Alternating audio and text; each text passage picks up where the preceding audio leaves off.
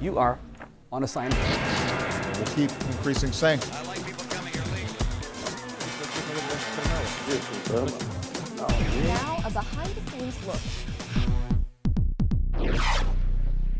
Hey everyone, I'm Alex Pena, here with my co-host Imran Siddiqui, and we're taking you on assignment. We'll go to the border between Jordan and Syria for a look at a life and death smuggling effort. A super spying computer virus is discovered in Iran. And young Muslims and Christians are encouraged to come together in Nigeria. And it's a tough and muddy endurance competition in the mountains. We'll see if our VOA reporter has what it takes. These are the stories behind the stories, so come along as we go on assignment. In Syria, escalating violence has left many people in urgent need of aid. With humanitarian access restricted, doctors and aid groups have turned to smugglers to transport supplies into the country. Syrians have been smuggling food and medicine from northern Jordan across the border to Syria. Reporter Alex Pena talked with some of the smugglers about the great risks they're undertaking. I spoke with him to find out more. Let's take a look. Overlooking Syria's southern border from Jordan, Ahmed al-Masri is making plans to cross it. He leads a group of Syrian smugglers who risk everything on a daily basis to bring supplies into the country. Ahmed Bas, who asked to remain anonymous, is arranging to smuggle more supplies north and people south. Alex, can you help us understand what kind of smugglers are we talking about here? Because these guys are not smuggling weapons, they're trying to smuggle items of necessities. Can you please elaborate on that? Right, they are closely linked with the Syrian rebels and the Free Syrian Army, but they're not supplying them weapons. They're supplying them anywhere from socks and t-shirts to satellite phones to laptops, pretty much anything logistically that people inside Syria may need that they can't get right now. How did you get access to these guys? Well, this group is very secretive and it's very underground, but because they're getting resources and they're getting supplies from the community, they have to have some sort of representative who is out in the community talking to people, and that's who Ahmed al-Masri is. His face is out there as a representative for this organization. So I met him through situations like that where I knew that they were gathering supplies, and then I sat down with him and I told him what I was interested in doing, and he let me into the group to kind of document what they do and how they essentially smuggle supplies through the border to the people of Syria. From an undisclosed safe house on the Jordanian side of the border, Ahmed explains why they take the risk. Everybody inside Syria need everything from outside. They need foods, they need medication, they need some communication machine like a satellite phone. This doctor, who chose not to show his face, fled from Syria 2 months ago. Now he works with smugglers to supply doctors inside the country with life-saving tools and medicines. So in this 3 small package, we put them in one big package and we smuggle it through the border. For this doctor that you saw in the story, he came to the northern border of Jordan just 3 months ago. So his profession is really on the line here. And he wants to remain anonymous because in his eyes, he needs to be able to help them. And if his face and his name are revealed, basically there will be a crackdown and he can no longer work. Everything for 3 small surgery and about 20 patients dressing is found in this bucket. And it is not heavy and it is easy to carry. Why are these guys risking their lives to do this? I mean, what's the objective here?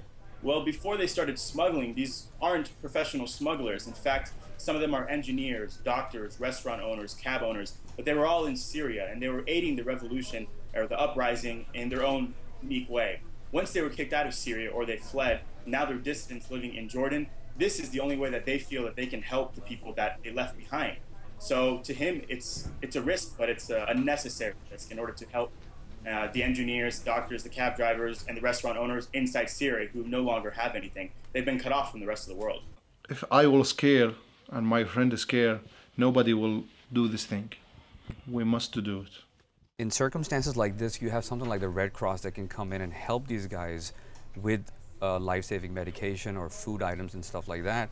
Why do they have to do it on their own? Why can't the Red Cross or any other humanitarian organization get in? Logistically, these organizations are there and they're on the ground helping, but there are some towns that they can't make it to and they have to go through all the bureaucracy. As much as Ahmed hates working in an illegal business, he gets to towns that Red Cross and other places can't go, not at their own fault, but because the government is restricting movement inside the country. Ahmed was in Daraa when the recent uprisings took place. His activism got him arrested and his family has been threatened, but he continues the work. We have so many friends killed in his job and so many arrested, maybe 35 or 36 now. They're scared for their lives and yet they continue to do it. How scared were you for your life? I mean, in any circumstances, was your life in danger while trying to cover this?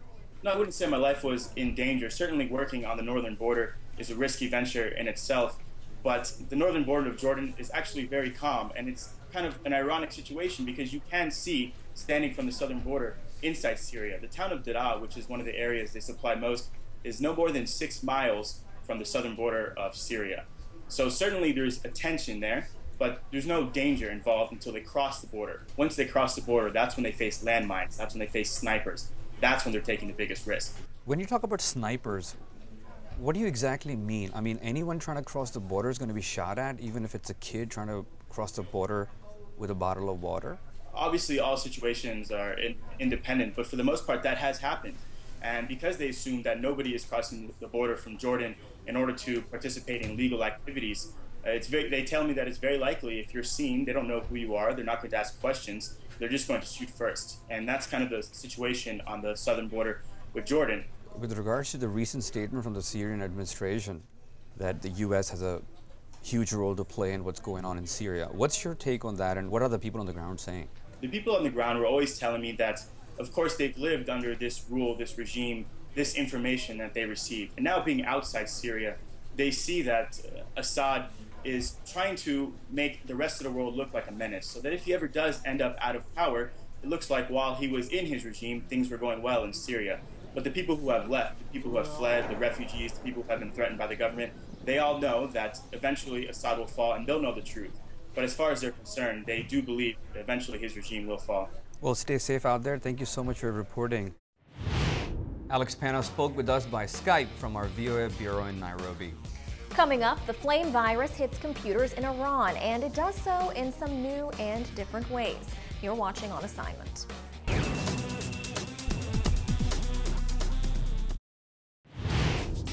The agency quotes the country's election commission as spread criticism, anti-gay measures have been...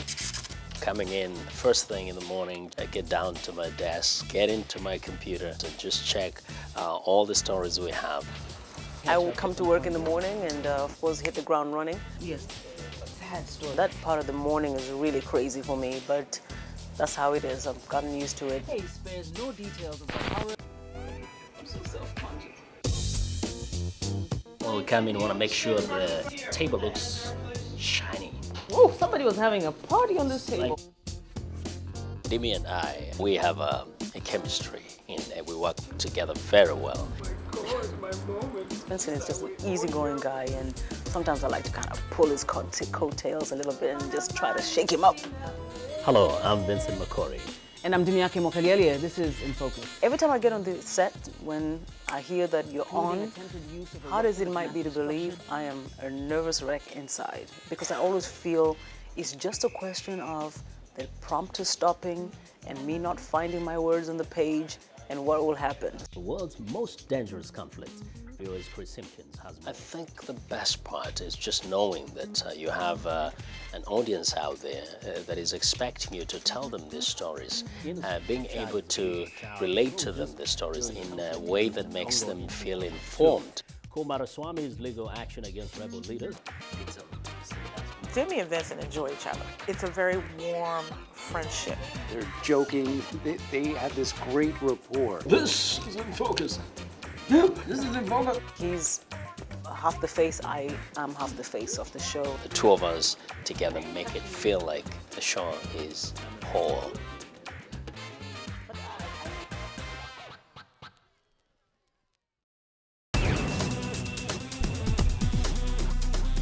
The recently discovered flame computer virus unleashed in Iran and other Middle Eastern countries is being described as unusually large and powerful. VOA's Jerome Socolovsky has looked into the story and joins us right now. Jerome, should I be concerned about the virus? Because I've heard what they've been saying about it is that it can turn my computer on, record my conversation and stuff like that. Well, what flame is it's not a worm. It doesn't go into your computer and actually damage your computer or systems that are connected to it. It's more of a surveillance virus. It goes in, it might turn on the microphone of your computer, it might capture screenshots or record your keystrokes. And as to whether you should be concerned about it, if you have someone who you think is looking to see what's on your computer, yes, because it has to report information back to a control center. Those people controlling it send out a request for information and get that. And that's what was happening in Iran. We don't know who officially was activating those to gather information in Iran's oil infrastructure and other places. Fantastic. Interesting. Let's roll the story and then we come back to it. A Russian-based security firm, Kaspersky Lab, found that the flame virus could record keystrokes, capture screenshots, and record conversations using microphones built into computers. The greater part of the infected computers were in Iran. Vitaly Kamluk is Kaspersky's chief malware expert. We think that this is one of the rare examples of cyber weapon, and it actually illustrates the fact that there are some cyber warfare operations going on there secretly. The Iranian government said this week it has produced an antivirus program that stops flame. James Lewis of the Center for Strategic and International Studies says the new virus was a collection of existing cyber espionage tools. What flame was somebody took a lot of existing techniques that are kind of fun and glued them all together. It's a nice package, but none of this is what you'd call cutting-edge stuff. Kaspersky's investigation was commissioned by the International Telecommunications Union.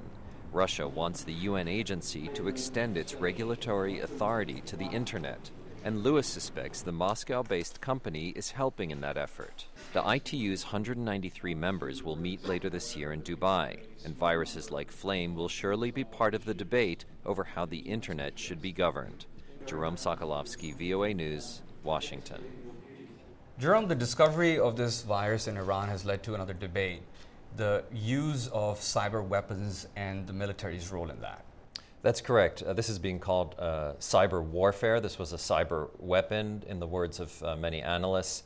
And recently a book came out by a New York Times reporter saying that President Obama actually ordered a previous virus, the Stuxnet virus, to be deployed against Iran. And so many people are questioning what is the new role of cyber weapons in American military strategy. It's even being compared to when previous weapons technologies came around, like nuclear weapons, ballistic missiles, even more recently drones, that there is now a discussion over when is it proper to deploy these, and what does it mean? Does America then become more vulnerable to counterattacks through cyber warfare?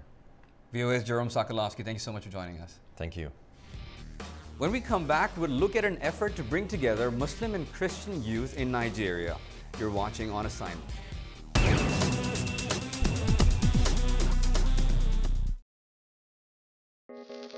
This is the Voice of America.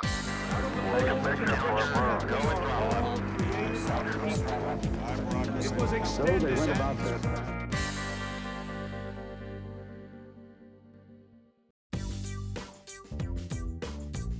VOA Special English, a way to learn American English and much more. Broadcasting news and features around the world on radio, television, and on the web at voaspecialenglish.com. For 50 years, helping people understand world events and the language and culture of America. The Voice of America is offering online English lessons. The Classroom is Voice of America's new online English classroom. From the VOA homepage, click on Learning English and then click on the Classroom to start learning English. In the Classroom, you will find current news articles with customized English language lessons, English language activities for beginning, intermediate, and advanced English speakers, interactive word books and dictionaries under the Interactive Learning tab, and English programs showing you how English is really spoken, and English lessons available for teachers all over the world to use in their classrooms. Learn English with Voice of America. Click on the classroom to start learning English today.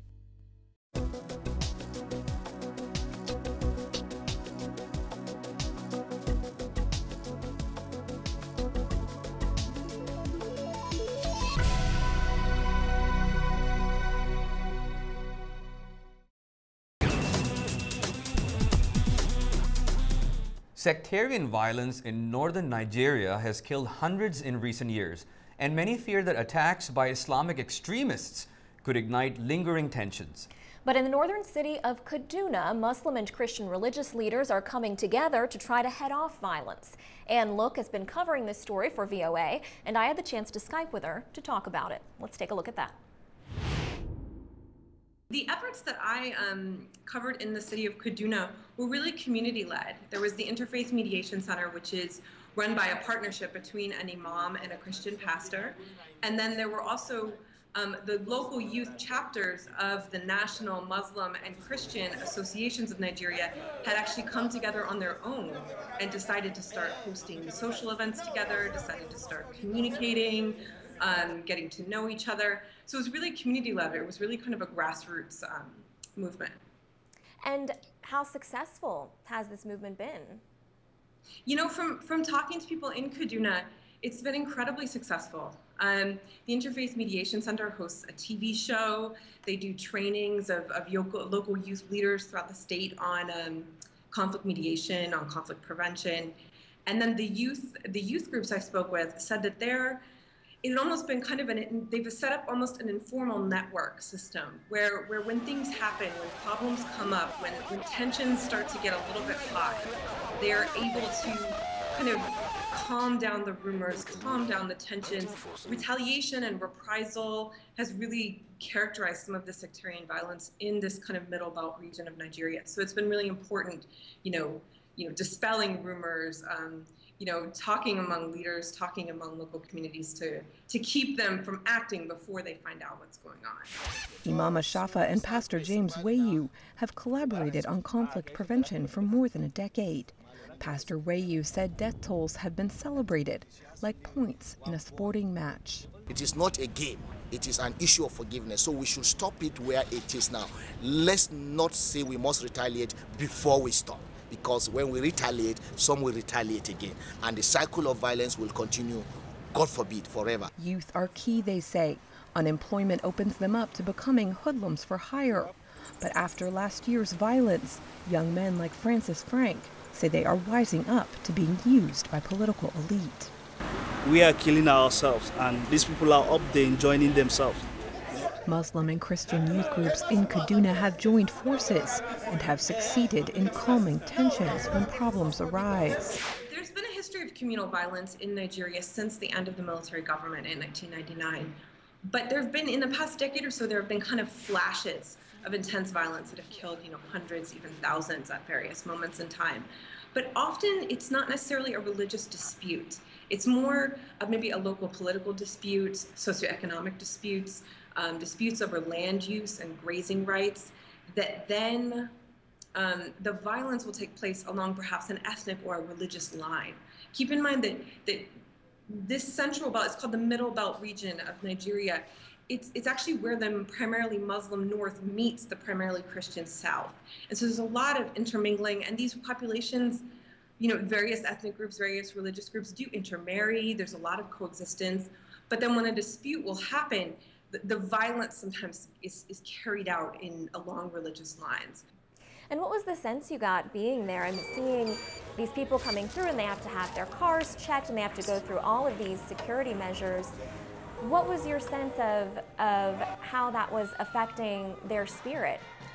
Northern Nigeria right now, since Boko Haram reemerged in 2010, the attacks have been they initially began by targeting police and security forces, and the attacks have increasingly targeted civilians. There is a sense of danger. I spoke with one mother at the church I visited who said, at the church itself, she feels relatively safe, or she feels like, if something were to happen there, it's God's will that she should be at church. But she said within the city, for example, when she drops her children off at school, she's just nervous. There's just a little bit of a sense of nervousness. And what has been the role of Boko Haram, this militant Islamist group, in terms of affecting the way that the people in the community are interacting with each other? You know, there's been a lot of concern, more so perhaps in neighboring Plateau State, Jos, in the area of Jos, which has seen a lot of sectarian violence in recent years. There's a lot of concern that attacks, for example, on churches, attacks on mosques, attacks on markets that perhaps kill many Christian traders are going to aggravate these kind of simmering tensions. There has been some calm settling over the region just because of a massive security deployment by Nigerian security forces.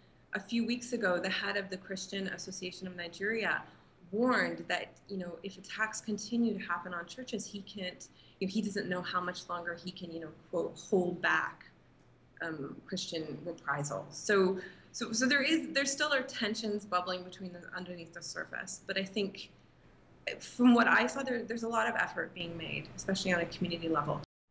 Would you call yourself an endurance athlete? Do you think you have what it takes to tackle a challenging obstacle course? Well, if your answer is yes, when you see this, you just might change your mind. Are you an endurance athlete? I don't know that I would describe myself as an endurance athlete. Okay. What about you? I don't think so. I think I can just do a push-up. And especially, yeah, and I'm barely there, so.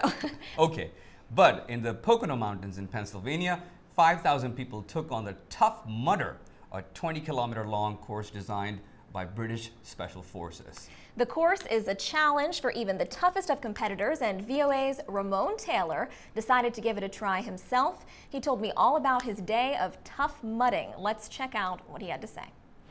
It's not your typical run in the mountains. In fact, it's the type of thing you're told never to try at home. Passing through muddy, electrified water, under ice, and past a scorching blaze, these are just 3 of 25 gut-wrenching obstacles. It's treacherous and long, and like any other fulfilling adventure, comes with a death waiver. How did it originate? Who's behind it? The man who created this race actually was a former counterterrorism agent for the British government.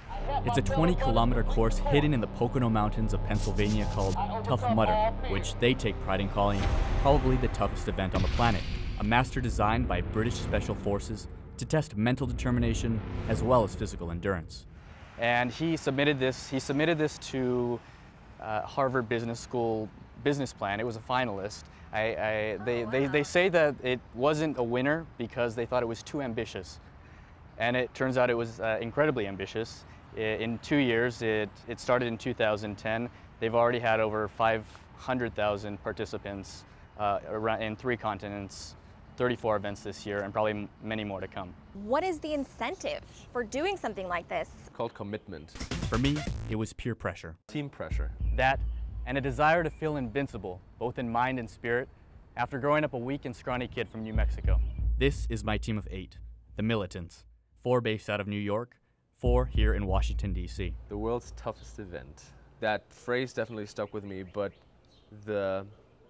in retrospect, I think it's probably the world's toughest event for the regular guy. They really highly emphasize our fallen ones and our ones who are out there fighting for us. I just put myself in their shoes at that moment and was like, wow, this one is for them. Since its founding, Tough Mudder has helped to raise over $3 million for severely wounded American servicemen and servicewomen in transitioning to civilian life through a nonprofit organization called the Wounded Warrior Project. How it's relevant to this course is you cannot complete this course on your own. You're there to lift each other up when your spirits get down, or if physically you get down as well. And that happens to, I would say, almost everyone at some point or another in the race.